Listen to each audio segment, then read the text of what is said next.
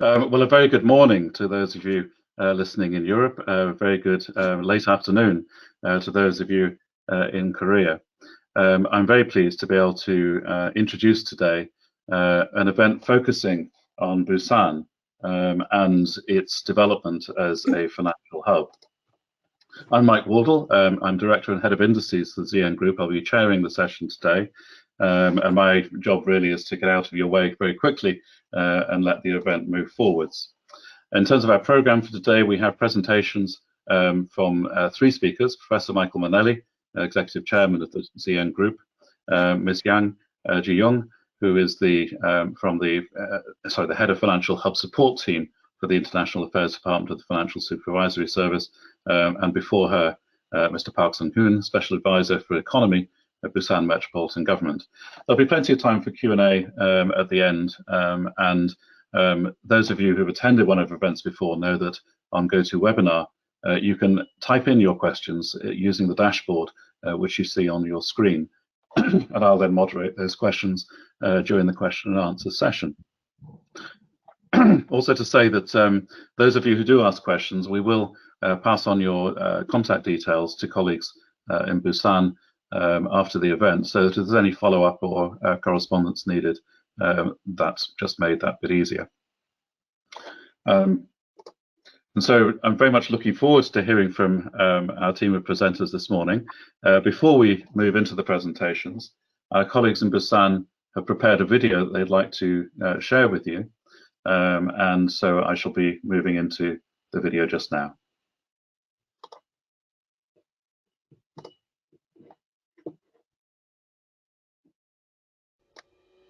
Looking for a finance city full of potentials and excitement? Come to Busan International Finance Center, where finance meets nature and urban life in Busan. The dawn awakes the finance city, Busan, a bustling city full of attractions. Busan has always prospered with the sea.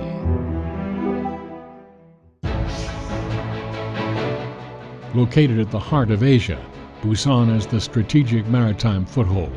As the gateway to Northeast Asia and the Pacific, Busan holds unlimited potentials as a global port, stretching north and south to connect the world as a whole.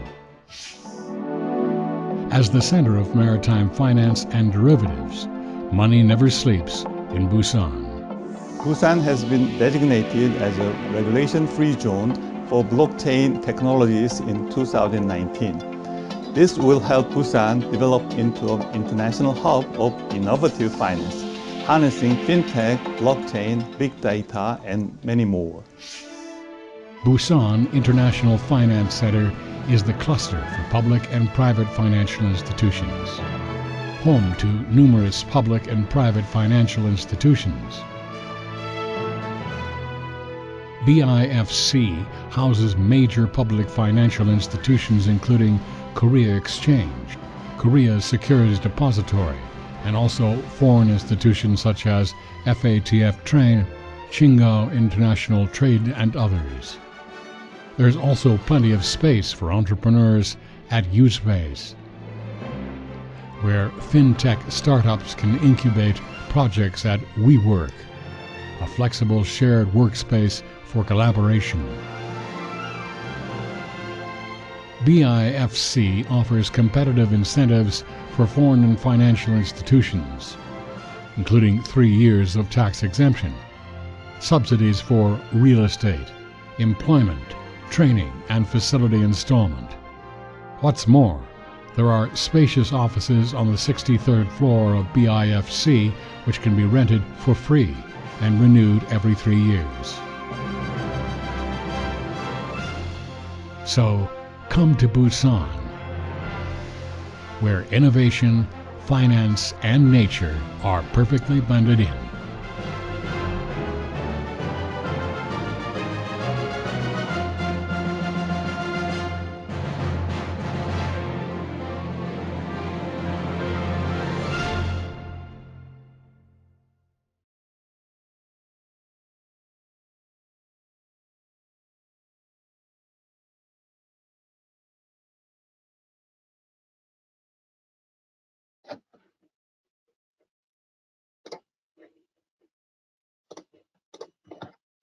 Well, thank you very much for that. And I'd like to move on now to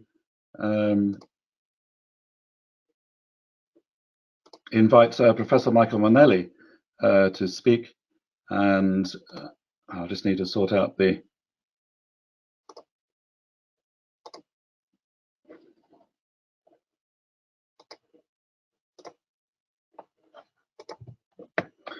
so Michael, if you could turn on your video.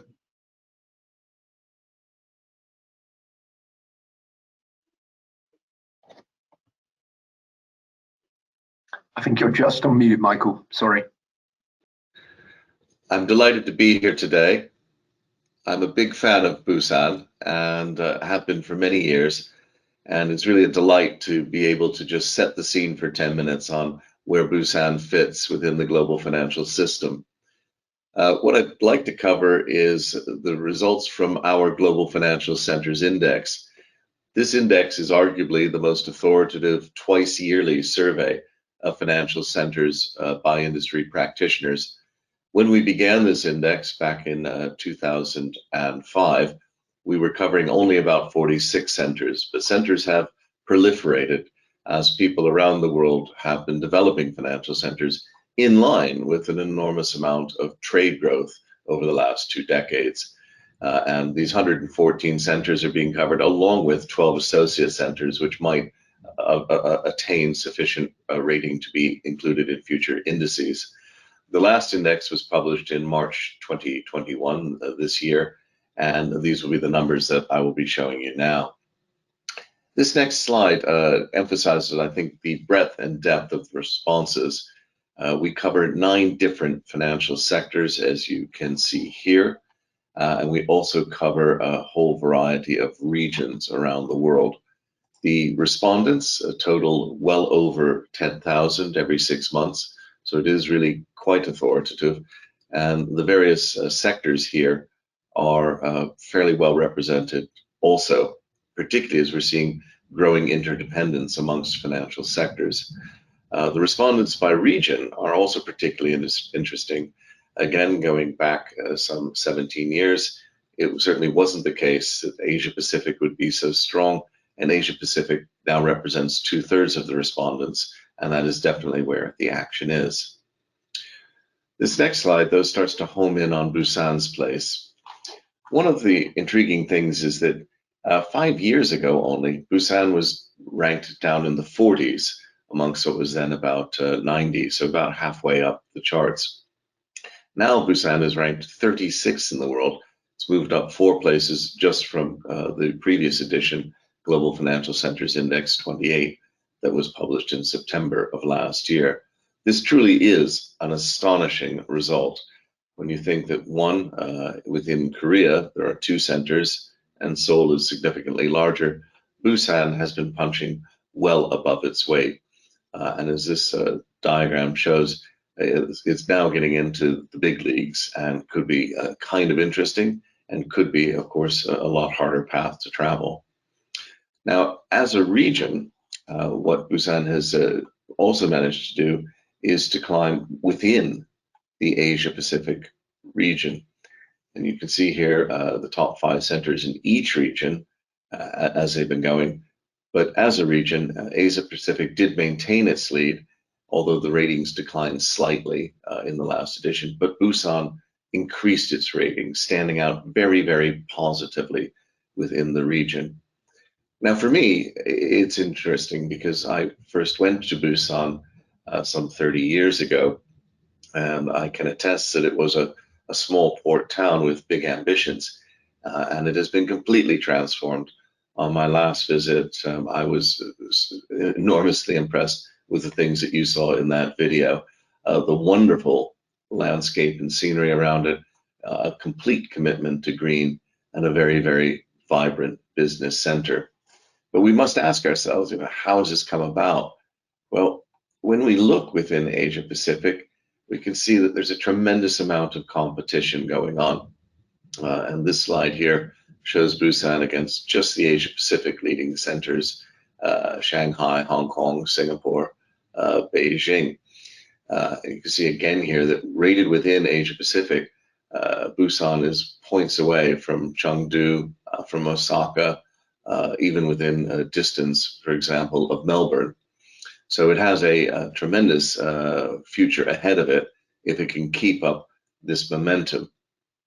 And I think this improvement in the ratings, with Busan ranked 13th within the Asia Pacific, is something that can be kept up. But what's it been based on? Well, as the video explained, the first thing that Busan got right was to specialize in a natural industry for it, shipping. But this isn't just shipping and trade, it's also shipping and law, it's also shipping and construction. The second thing, often overlooked, is that Busan is very, very active in derivatives and trading with the Korean Stock Exchange. On the derivatives side, what's been important there is Busan has traditionally been a derivatives trading center, really since the medieval era, late medieval era, when it was trading in rice futures. But the thing that I will attest to is that the commitment in Busan to moving forward has been accompanied by a strong element of service. So you saw in the video the accommodating element of being able to take out free premises, to explore for up to 3 years for free, just what's going on there, and getting around and seeing what can be done with your business, whether it be finance, law, what have you. But the second thing is service. And I can attest to the fact that having gone around Busan with some of their people, they make it easy. It's effectively a one-stop shop. Busan was the first of what I call concierge financial centers, that they actually walked you around all the various departments that you might need to interact with and helped you in a foreign country understand how things fit together, what the rules were, even to the point of assisting you in completing forms and legal documentation. So it's that kind of attitude that I think will help Busan to continue to climb. As we look at this next slide, we can see the recent performance of Busan in the GFCI. And as I said, I have every hope that it will continue to improve, simply because it has got momentum and a team that are really trying to deliver. And it's extremely strong as a center in the business environment and the financial sector development factors. I might move on to the next slide, which is going to look at a particular area. Busan began to say that it wanted to move up in fintech. And this slide here looks at Busan's fintech rating. And here it's intriguing. You again heard in the video Busan's commitment to, Mike, if you wouldn't mind moving the slide on, you heard in Busan's commitment really to looking at looking at blockchain, decentralized finance, crypto assets, and it has established a really leading center in Korea, which is welcoming to this and incubating. And in particular, whilst I may not be a fan of cryptocurrencies, it is extremely clear that the digitalization of finance is very important, in which smart ledgers, blockchain, and decentralization will play and are playing a leading role. And Busan has committed itself to this, not as a recent trend, but as something that it identified some years ago and put genuine resource behind it. So as a financial center, I'd sum it up as it's been going well. It's an impressive performance over many, many years. There's a tremendous commitment to service and delivery, that the team there really do seem to know what they're doing. And if it shows up here in our numbers, that there's this traditional focus on a stable industry like shipping, and yet Busan is open to the new world of fintech and promoting that actively. So I have every hope that Busan will continue to grow in that way. Finally, I think what's important is Busan has traditionally been a little bit difficult for certain centers to get to. And what has been intriguing has been that it's been working very hard on its connections, in particular with other major Asian centers. And I would pick out here Hong Kong, Tokyo, and Seoul. But increasingly, it's well connected to Dubai and New York. And so it is also working on building connections, better connections, I should say, with London and Western Europe. And that really does bind Busan in as a center. So if you want to take BIFC up on its offer of premises that allow you to explore for free what Busan has to offer, I think that you're looking at a center that is truly connected with the rest of the world. Mike, at that point, I'd like to pause. I hope it's given the audience a little flavor of how we look at it in the helicopter view of 114 centers, but Busan does stand out and it does shine. Thank you. Thank you very much, Michael, for that overview of how Busan has been developing as a financial center. I'd now like to introduce Mr. Park Sung-hyun, Special Advisor for Economy at Busan Metropolitan Government, to tell us more about how Busan is developing its financial services. Mr. Park. Thank you for that introduction. Good morning or good evening. I'm Park Sung-hyun, Special Advisor for Economy at Busan Metropolitan City. Actually, most recently, I've worked for the Busan Metropolitan City as a Vice Mayor for Economic Affairs. Also, I worked for the World Bank as a Senior Specialist. First of all, thank you for your precious time. Now, I'd like to go through my presentation on navigating towards a better future. Next slide, please. First, I will explain what kind of growth engines Busan secures for sustainable growth, how Busan will respond to climate and technological changes, and then leave you with our conclusions. Next slide, please. Busan aims to become a global logistics hub by establishing a tripod which connects airport, seaport, and railway. To this end, a new airport is to be constructed near the new Busan port by 2030. In addition, a new railway will connect the new port and new airport. This railway will also be designed to further extend to the Eurasian continent. Furthermore, Busan will create a logistics complex near this tripod and construct back-end roads and tunnels to set up an efficient and productive global infrastructure. But central and local governments alone cannot meet all of the funding requirements for such large-scale infrastructure projects. Here, public and private capital, or PFI, private finance initiative, can play an important role, especially for banks, asset management, and private equity funds home and abroad.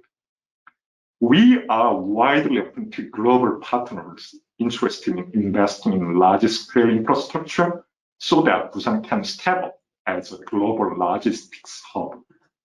Next slide, please.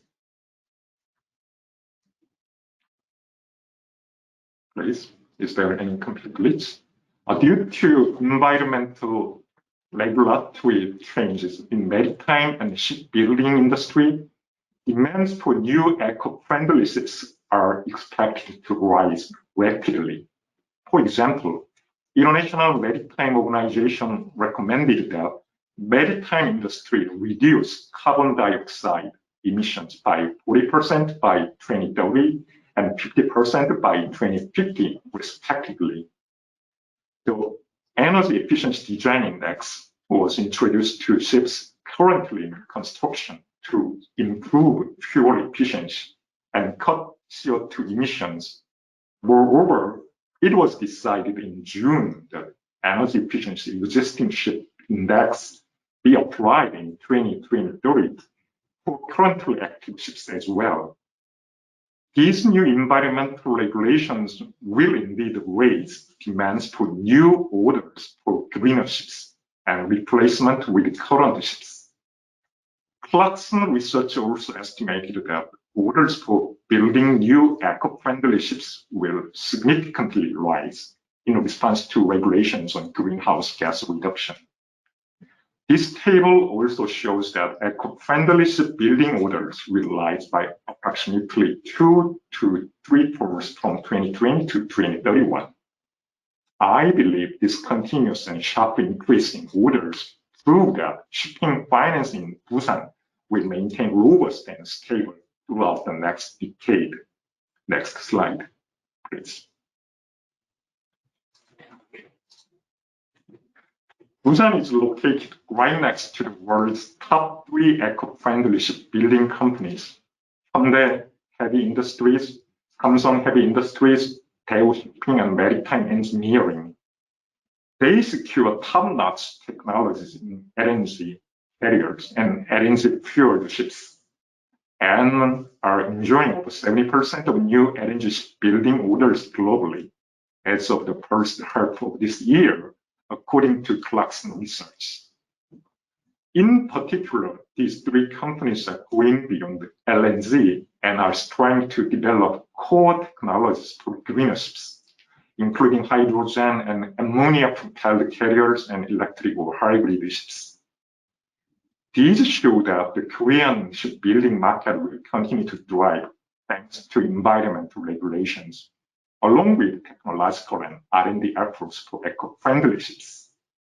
Still, more than 90% of shipping finance in Korea is led by state-backed financial institutions, as shipping finance is normally long-term, cyclical, and US dollar dominated. Therefore, the Korean government is planning to purchase subordinated debt from policy finance institutions or provide guarantees to allow better access to private financing for building greener ships. Please turn to the next slide. Busan has been designated as blockchain regulation-free zone in 2019 by the central government. The deregulation paved the way for 6 blockchain-based pilot projects, such as smart logistics, smart tourism, public safety, finance, real estate, and medical data. Building on this deregulation, Busan aims to develop into a blockchain and fintech city in earnest by expanding project scopes and realizing into actual business operations. For example, security token offerings, or STO, is currently used to conduct a real estate investment model as a pilot project. If this STO can also be applied to build infrastructure and procure shipping finance through more private capital and resources, we believe there is plenty of room for foreign investors to take part in. And this is where your experience and know-how can play a vital role. We will actively cooperate with blockchain and fintech companies wishing to make inroads into Busan. Next slide. The Korean government is making efforts to reduce carbon emissions since the establishment of Korea Carbon Exchange, or KCX, in 2015. Follow the EU, KCX is the world's second in terms of trading volume. Private and institutional investors will soon be able to invest in this market as well. Another financial instrument on the rise are ESG products. As foreign investing institutions' appetite grew more on ESG products, Korea Housing Finance Corporation, headquartered in Busan, recently issued 1 billion euro of ESG bonds in Europe. And other institutions, including Korea Asset Management Corporation and BNK Busan Bank, are preparing to offer foreign currency denominated ESG bonds. Around $50 billion of ESG bonds issued by Busan financial institutions are outstanding as of the end of 2020, and the figure is expected to rise continuously. This indeed will be a great investment opportunity for foreign banks and asset management companies to purchase foreign currency denominated ESG bonds. Next slide. So, all in all, Busan aims to step up as a hub for global logistics, shipping, and digital finance backed by relevant infrastructure. To do so, we plan to strengthen cooperation with nearby Busan Metropolitan City and Gyeongsang-namdo Province to create synergy as a megacity, and actively partner with investors home and abroad. In addition, Busan will make every effort to successfully host World Expo 2030 Busan to set a model case as future-driven green smart city. This is all for me. Thank you for your time.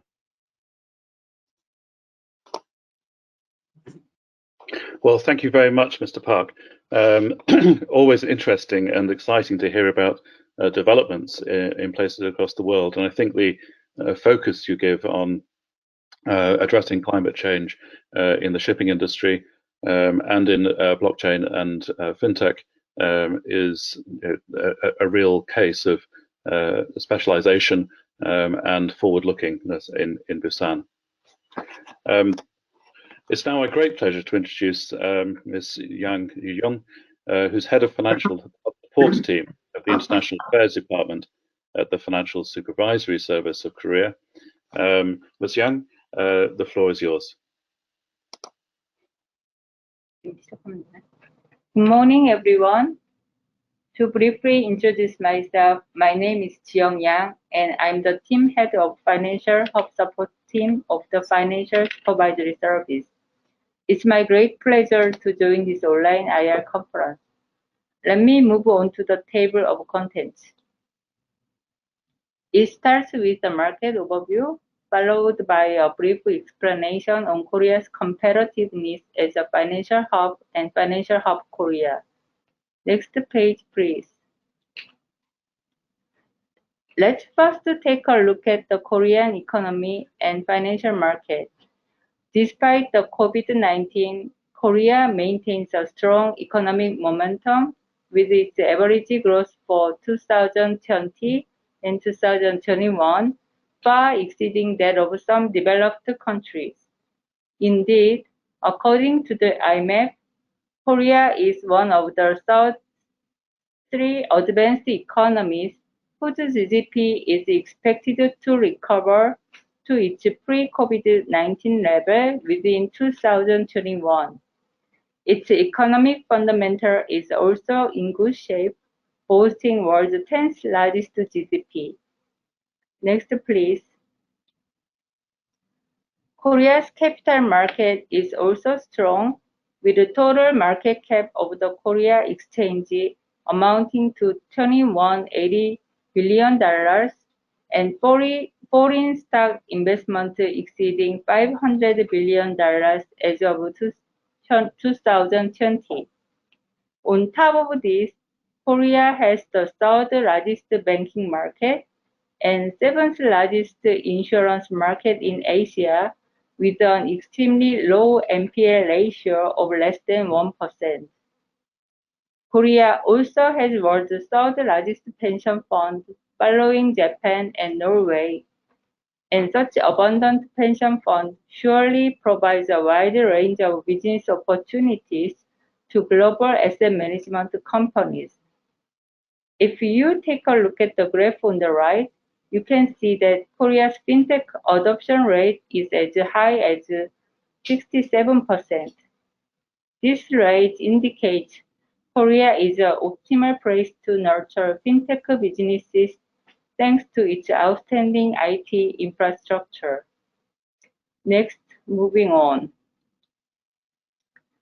I want to tell you the features that make Korea a potential leading financial hub.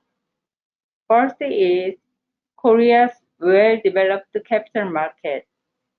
Thanks to the Korean government's concerted efforts to advance relevant infrastructure, Korea's capital market has grown both in quality and size since 2007.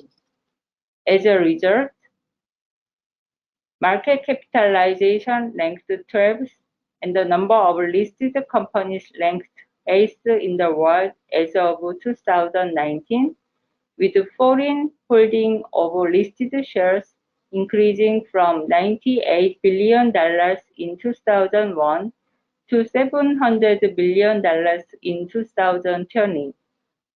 Next slide, please. Meanwhile, Korea has the world's 13th largest fund market, which is expected to grow even more with the implementation of the Asia Region Fund Passport in May 2020. Under the ARFP regime, funds registered as passport funds can enjoy simplified registration in other member countries, just like usage of the EU. Next, please. To elaborate, ARFP is led by Korea, Australia, New Zealand, Japan, and Thailand, and only publicly offered funds can register as passport funds. Let me briefly go through how this works. First, an asset management company submits application to its home country's financial authority to register fund product as a passport fund. Once the financial authority examines and approves the fund, the asset management company can now undergo a simplified registration process in another member country to sell the fund product there. Change this slide, please. Korea's second strength is the active financial innovation. As you may all know, the fintech industry is rapidly advancing in Korea. In fact, the number of fintech companies grew fivefold just in 7 years, reaching 600 in 2020. On top of fintech firms bringing about a fresh wave of change, traditional financial companies are also adopting fintech to launch new financial products and services. The public sector is also driving on the innovation. One example is the regulatory sandbox, which allows companies to pilot test their products with eased regulations. Under the sandbox, fintech firms designated as innovative financial services are granted with up to 4 years of regulatory exemptions. Furthermore, the public sector is actively introducing fintech infrastructure. Among these, the open banking services allows fintech firms to access bank payments. Thanks to this, consumers can now manage all of their accounts from different banks using only one banking application. Another example is My Data business. Having access to different types of personal financial data from various financial companies, My Data business enables companies to provide tailored financial advice. Next page, please. Lastly, Korea has a financial system consistent with global standards. Korea has been putting much effort to establish financial infrastructure in line with global standards. To this end, we have actively introduced international standards to the Korean financial system and promoted various measures to strengthen anti-money laundering. In addition, we built numerous communication channels to interact with foreign financial companies on a regular basis so that we can address their concerns and improve the regulatory system. Now that I have introduced you to Korea's strengths as a financial hub, I will now move on to the practical ways to tap into the opportunities.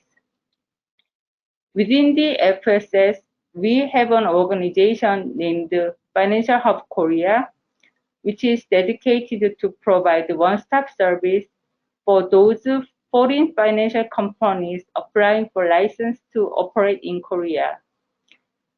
The entire licensing process is divided into two parts, namely 2 months of preliminary licensing stage and 1 month of approval stage.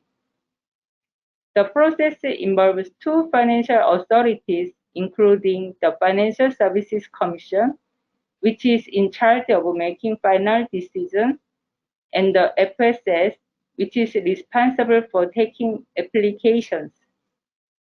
I believe the one-stop service certainly supports the foreign applicants. Change slide, please.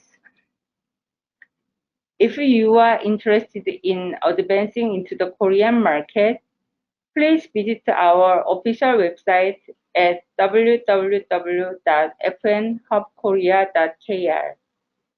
You can get detailed information on how to set up your business in Korea. I hope my presentation was helpful in enhancing your understanding of the Korean financial market and the Financial Hub Initiative of Korea. Before I finish, I'd like to ask you to keep a close interest in the Korean market and make use of all the opportunities it can offer. Thank you for your time and attention.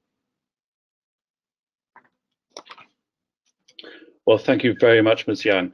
It's really interesting always to hear from regulators as well as the people working in financial centers as to how the economy and the regulatory system fit together.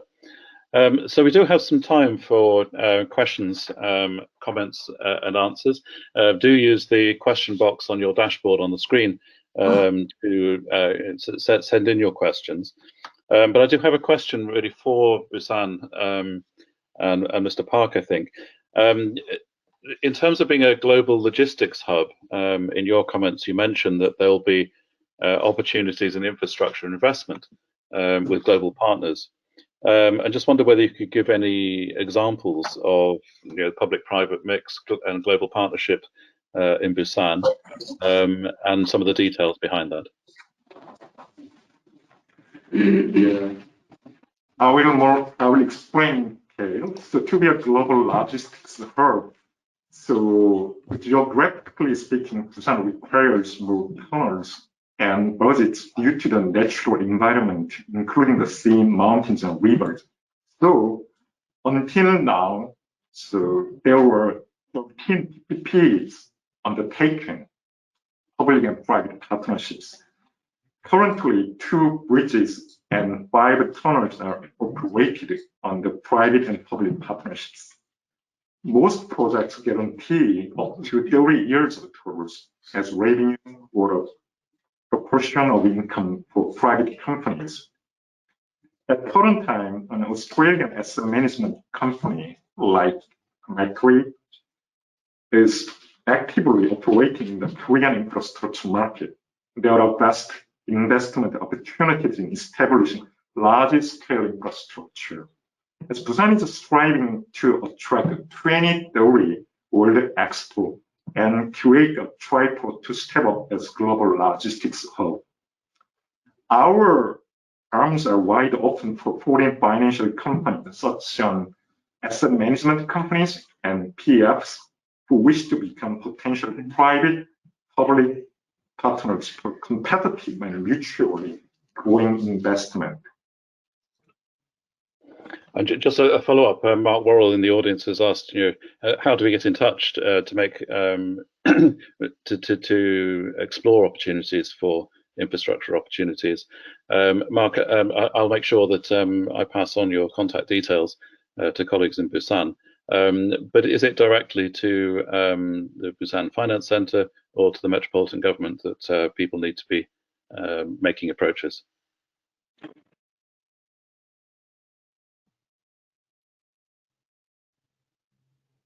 So, sorry, that was to Mr. Park. If people are interested in getting in touch, would that be to the Metropolitan Government or through Busan Finance Center or either? I do, but if you prefer, please send your contact information to us, Busan Finance Center. It will be better for us to contact you. We'll do that after the event. That's super. Yeah, please. Or feel free to contact.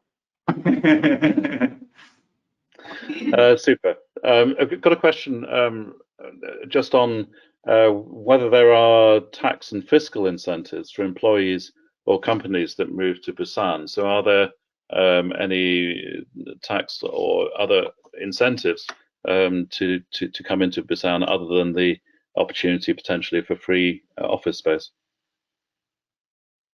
Yeah, there are lots of tax incentives.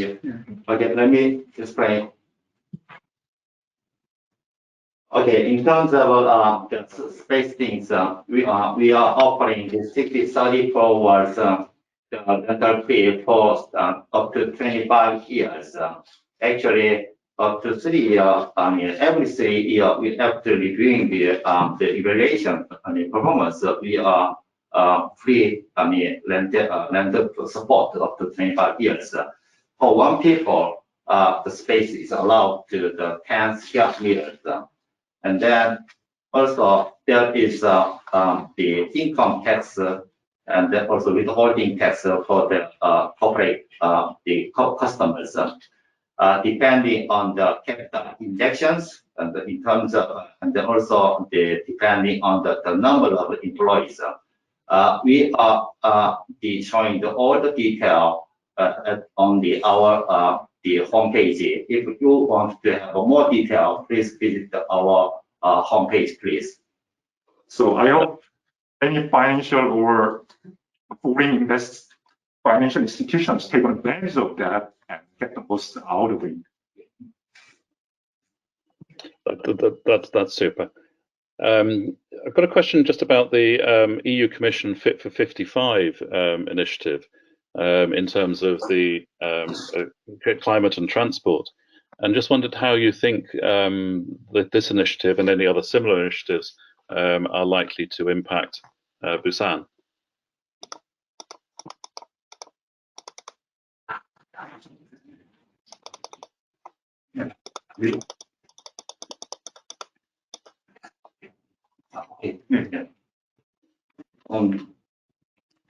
On July 14, the EU Commission announced Fit for 55 package, which states various responses to climate risk, including 2030 carbon emissions reduction target and carbon border adjustment mechanism, or CBAM. This is a bill which includes various plans to achieve the target of cutting emissions by 55% compared to the 1990 levels by 2030. The following are details of the bills which can affect Korea. First, establishment of CBAM. Second, revision of emissions standards on cars. Third, regulations on fuels for aviation and maritime sectors. Fourth, and reduction of emissions by 55% compared to 1990 levels. CBAM will be applied to steel, aluminum, cement, power, and fertilizer purposes. Among these, the hardest hit will be steel exporters, which are actively in operation near Busan. Ernst & Young analyzed that steel industry may have to pay 5% and 12% of exports in 2023 and 2030, respectively, as border tax. We will work closely with the central government and carry out carbon reduction policies to see how we can lessen the impact on related industries. Korea Institute for International Economic Policy issued a research paper recently, citing steel industry in Korea will be heavily impacted by CBAM, as the industry accounts for more than 90% of Korea's export to the EU in the 5 sectors mentioned in the recent measure. Starting in 2025, shipping companies within EU should also participate in an emissions trading scheme. This will further increase demands for eco-friendly ships We expect this will be a great opportunity for the shipbuilding industry and shipbuilding financing, as there are 3 shipbuilders in Busan which secure world's best green technology. Responding to climate change and neutralizing carbon emissions have already become global trends. Busan is striving to become a sustainable city. Thank you very much. We've got a question from Joe Kim asking, just could we give more detail about the incentives available in Busan, sort of tax exemptions, subsidies, and office space. For example, is there maximum office space that is permitted under the incentive scheme? And if it's easier, we can of course post a link to a website where this detail is given after the event as well. But is there a bit more detail you can give on the incentives available in Busan?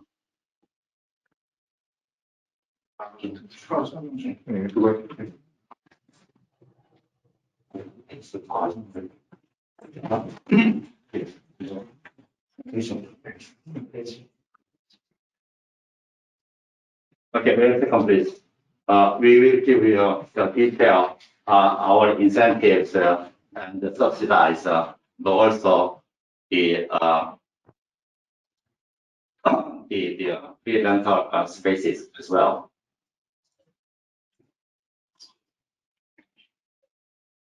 Yes, I think we can deal with the detail after the event. So right. I'm very happy to get information out to the audience afterwards if that's easier.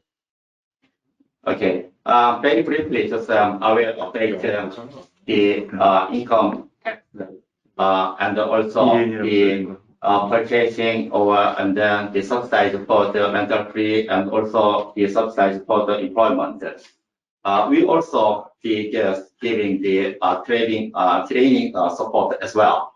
For instance, for the income tax, the first 3 years we are exempt all the withholding tax and the corporate tax and the income tax 100%.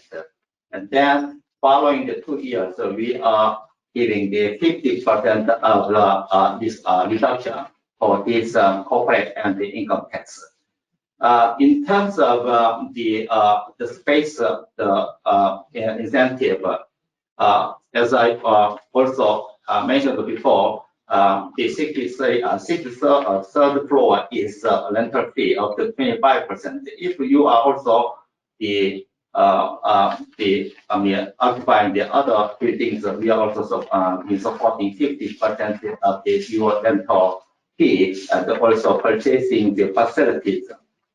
The other thing is if you are employed, the employees, we are up to the permanent employees are more than 10 people. Then we are giving the about 500, more than $500 per person, okay, up to 6 months. Mm-hmm. So lastly, okay, we are also giving the education training incentives as well. Please look at visit our English homepage. Okay, we'll post the exact homepage or email address or access, address as soon as this webinar is over. We'll keep you posted about that. That's super. We will be sending an email out after the event to all the attendees, and we can include a link in that, and to make sure that we've got a link through to any of the detail that you want to provide. Thank you very much. You talked a bit, Mr. Park, about fintech firms and their designation as innovative financial services, and the fact that there's kind of 4-year regulatory exemption for those firms. What happens if after those 4 years there's no actual meaningful outcome, the company hasn't made any progress? How is that dealt with in terms of continuing the exemptions or clawing back some of the subsidy? Mr. Wado, if you don't mind, Ms. Yang might answer your question, I guess. Okay, Ms. Yang, to you then, the question about innovative financial services and the 4 years of regulatory exemptions. What if there is no meaningful outcome?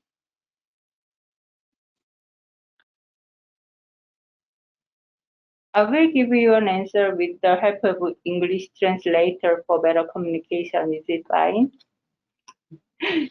그 핀테크 지금 규제 샌드박스 제도와 관련해서는 그 4년 동안 면제한 경우에는 다시 심사해서 그 기회 어떻게 한다고요? 연장 여부를 다시 한번 심사할 수 예, 연장 여부를 다시 심사해서 그 할 수 있습니다. 그렇게 대답합니다. So under our fintech regulatory sandbox regime, after 4 years have been passed, we review the product once again so as to decide whether to extend the exemption period or not. That's super, thank you. Got a question here, just asking about any capital gains tax advantage in fintech in Busan. And again, I'm not sure whether that's for the FSS or to Mr. Park, but is there a capital gains tax advantage alongside any other income tax advantages? Actually, in stock trading, there's no capital gain taxes in Korea right now. But I mean, the law is under review. But I mean, as of not right now, there is no capital gain tax in stock trading. Mm-hmm. Well, that makes it very simple. But I mean, if you provide more, I mean, circumstantial questions, then we'll get back to you as soon as possible. But I mean, due to some technical problems, I might have some difficulty in understanding your question. There are so many questions about tax issues. Tax issues are usually governed by central government in Korea. I know. So if you have let us know the exact question, then we'll get back to you as soon as possible. Yeah, it's so hard to get the right exact information about the tax. No, that's quite understandable. And you know, we will make sure I'll pass on that invitation to those who've asked the question. Say if there's any follow-up that people want to do, please get in touch with me, Mike Wardle. I'll put my email address into the chat box in just a moment, and do follow up and keep the conversation going. I think that we're coming to starting to come to the end of the session, so do keep your questions coming if you have them. But I just wondered, you know, whether there are plans to develop further, you know, beyond shipping, I guess. You mentioned the triport concept, and you know, just if you could expand a bit more on how you see Busan's place as a logistics center as things move forward. It's just very interesting as to how those opportunities provided by the triport system might develop. If you could just say a few words about that.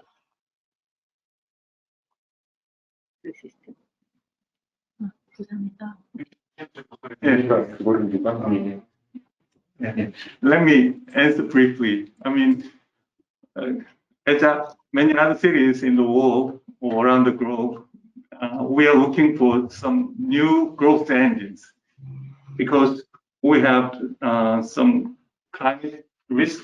We need to respond to climate change, and also we need to change demographic shocks like a very low birth rate and very super aging society. So we need to get, I mean, some sort of structural changes, or need to find some growth engine. On that front, we are looking for, in Busan, we are looking for some sort of, I mean, tripod, or try to attract whole Expo 2030. We have big sort of infrastructure projects available on plan right now. So, but in due course, we need some sort of financial resources from outside, from home and abroad. And Busan, for the past 10 years, we had the groundwork for developing financial hub. Now it's time for us to the real business. from now on, I guess. But details will be discussed later, and we'll keep you posted about our big project. Thank you. That's super. Thank you. I've got one last question. I think this one's probably to Ms. Yang. How similar an approach and scale, if you take the Asia Fund's regional passport, how similar an approach and scale is it to the undertakings for the collective investment in transferable securities, the UCITS? And if that's not too complicated a question, just wondered whether you give us a sense of how similar the regional fund passport is to the collective investment in transferable securities system.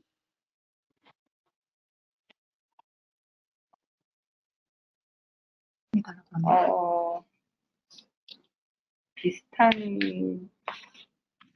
그러니까 아시아 펀드, 우리가 이제 아시아 펀드 패스포트에 대해서는 20년 5월에 제도를 도입하였고, 그 호주, 아까 이제 잠깐 설명해 드렸듯이 호주, 뉴질랜드, 일본, 태국에 등록된 공모펀드는 그 적격 요건 심사를 생략하는 등 간소한 절차로 판매가 가능하도록 하였습니다. 일단 거기까지. To briefly first tell you about what ARFP is, we have implemented ever since May of 2020. And as I've said, the member countries include Australia, New Zealand, Japan, Thailand, and Korea. So those publicly offered funds registered in those countries can be exempted from fit and proper test and some requirements to be sold within these member countries. 다만 그 외국 패스포트 펀드도 그 국내 판매사를 통해서 판매가 되기 때문에 국내 공모 펀드 판매하고 동일한 투자자 보호 장치를 갖춰야 됩니다. However, those passport funds are also being sold through domestic asset management companies, so they also have to have the system to protect consumers. 이러한 그 제도는 말하자면 어떤 지역 내에서 그 펀드 심사를 굉장히 간소화해서 그 빠른 시일 내에 판매를 할 수 있다는 점에서 그 유럽의 UCITS랑 비슷하다고 유사한 제도라고 할 수 있습니다. So I think the similarity of ARFP and UCITS is that it makes the whole process a lot quicker so that certain funds can be sold within the member countries by streamlining the process of fund review. Thank you very much indeed. Well, we have really reached the end of our time, and I promised our speakers that we would finish on time this afternoon. So it just remains for me to offer some thank yous.